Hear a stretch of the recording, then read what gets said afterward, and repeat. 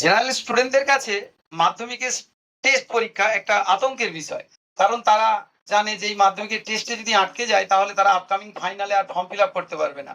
অর্থাৎ আমি যেটা বলতে চাইছি যে কিছু স্টুডেন্টের কাছে এই মাধ্যমিক টেস্ট পরীক্ষাটা খুবই আতঙ্কের বিষয়। তারা ভালো রেজাল্ট করতে পারে না, ভালো সাবজেক্টের প্রিপারেশন নিতে পারে না। তাই তাদের কাছে খুবই টেনশনের বিষয়। তবে ভালো স্টুডেন্টদের কাছে এটা কোনো ব্যাপারই নয়। তাদের কাছে জাস্ট একটা প্র্যাকটিস ম্যাচ। তারা ভালো স্কোর করবেই করবে। তো welcome to our math solution channel. তো এই চ্যানেলের মাধ্যমে আমরা ছোট ছোট টিপস এবং অঙ্কের বিভিন্ন শর্টকাট শিখিয়ে থাকি। তো আগামী মাধ্যমিক টেস্টের জন্য পশ্চিমবঙ্গের প্রায় প্রতিটি স্কুলেতে নভেম্বরের 10 থেকে 15 তারিখে মাধ্যমিকের টেস্ট পরীক্ষা। তো দেখতে গেলে আমরা আগস্ট বাদ দিয়ে সেপ্টেম্বরের 30 দিন আর অক্টোবরের 30 দিন, এই 60 দিনের জন্য আমরা এই কোচিং সেন্টার থেকে আমাদের একটা প্রোগ্রাম নেওয়া হয়েছে আমাদের টিমের তরফ থেকে।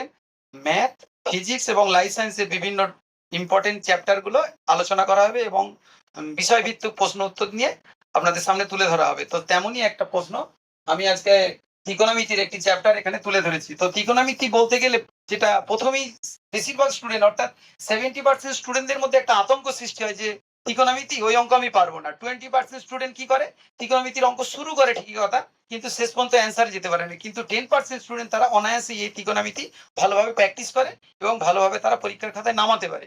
এই 10% স্টুডেন্টই হলো অ্যাকচুয়ালি সায়েন্স নিয়ে যারা 11-এ পড়বে। তো আমি অঙ্কটা বলতে চাইছি। তো 277 পেজে আছে 13 নম্বর অঙ্ক, মাধ্যমিকের টেক্সট এবং ফাইনালের জন্য খুবই ইম্পর্টেন্ট। অঙ্কের বিবরণটা এরকম: একটি চতুর্ভুজের 4টি কোণের মান দেয়া আছে 4টি কোণের মধ্যে 3টি কোণের মান দেয়া আছে।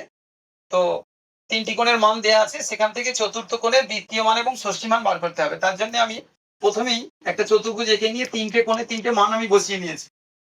এরপরে আমি অঙ্কটা করে দেখাচ্ছি। এখানে প্রথম কোণ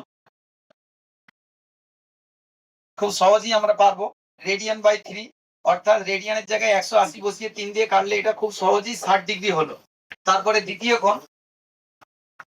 কোণ যেটা দেয়া আছে 5 radian by 6, 5 into radian divided by 6 equal to 5 into 180 divided by 6, অর্থাৎ 3 দিয়ে কাটাকাটি করলে 150। দ্বিতীয় কোণ 150 ডিগ্রি। তৃতীয় কোণ আমাদের দেয়াই আছে ষষ্ঠী মান আকারে, তৃতীয় কোণ দেয়া আছে 90 ডিগ্রি। অর্থাৎ এই 3টে কোণের যোগফল হবে 300। তাহলে 3টি কোণের যোগফল,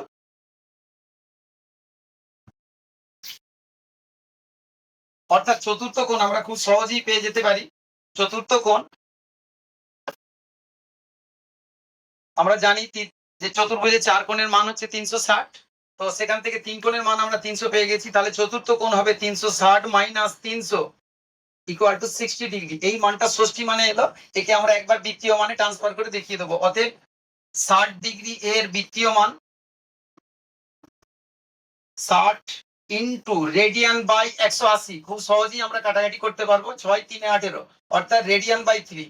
এইভাবে আমরা দৈনন্দিন এই চ্যানেলের মাধ্যমে আমাদের টিম আপনাদের সামনে বিভিন্ন সাজেশন ভিত্তিক আলোচনা তুলে ধরবে। আজ এই পর্যন্ত।